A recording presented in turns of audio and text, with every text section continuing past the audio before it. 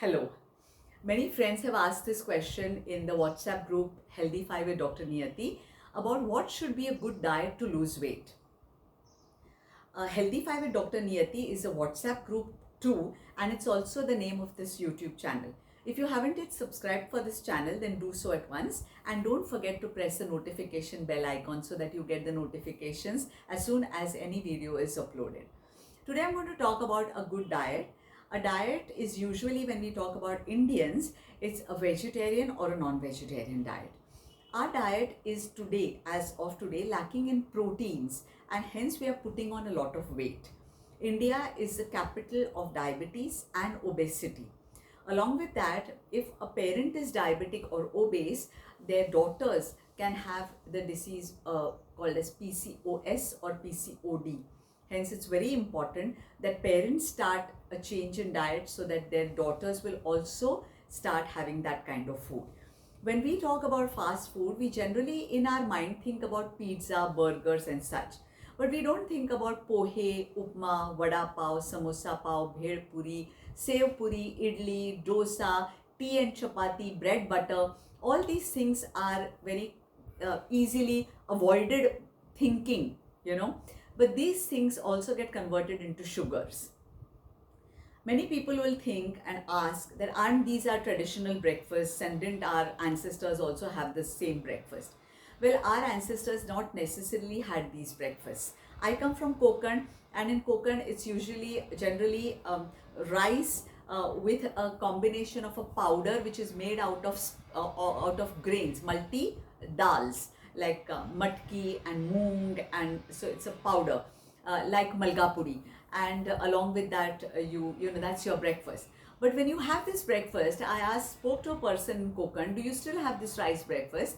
And he is a farmer in Konkan, and he said, yes, I do have this breakfast, because before having this breakfast I've done almost 500 squats. 500 squats. I said, how did you manage that? And he said, no, when I'm sitting down to pick up the suparis that have fallen down, there are almost 1,000 suparis that have fallen down, and picking them I have to do almost 500 squats. Hence I'm really famished when I come home, and then I can digest the breakfast. So you can understand this. If you want to have a high carbohydrate breakfast, then you should be ready to digest it too.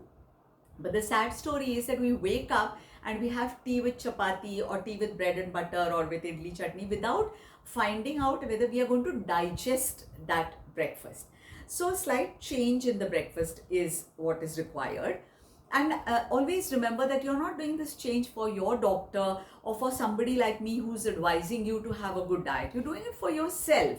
So you can look into YouTube and find out different diets that are, or different breakfast ideas. One of them could be all dals soaked together. But remember, when you're talking about vegetarian proteins, all dals do not become a vegetarian complete protein. They require 1/4 quantity of carbohydrates along with it. So if you're having a wati of mixed dals, then you must add at least 1 teaspoon either of rava or nachni or jowar or bajra or rice or oats or any such grains, same millets you can add, and make dosas out of these dals. So remember, 1:4. 1 part of carbohydrate to 4 parts of these proteins, vegetables, dals and kachumbar, will become a complete vegetarian protein. Whereas if you decide that you're going to have eggs, you don't need to have bread along with it. You can have a scrambled egg, a banana and a glass of protein supplemented milk for your breakfast, which is a very ideal breakfast. Tell us how you like this video. We are coming up with many more such videos. Don't forget to subscribe for Healthy Five with Dr. Niyati. Tell your friends, your families, and try to increase my viewers. Thank you.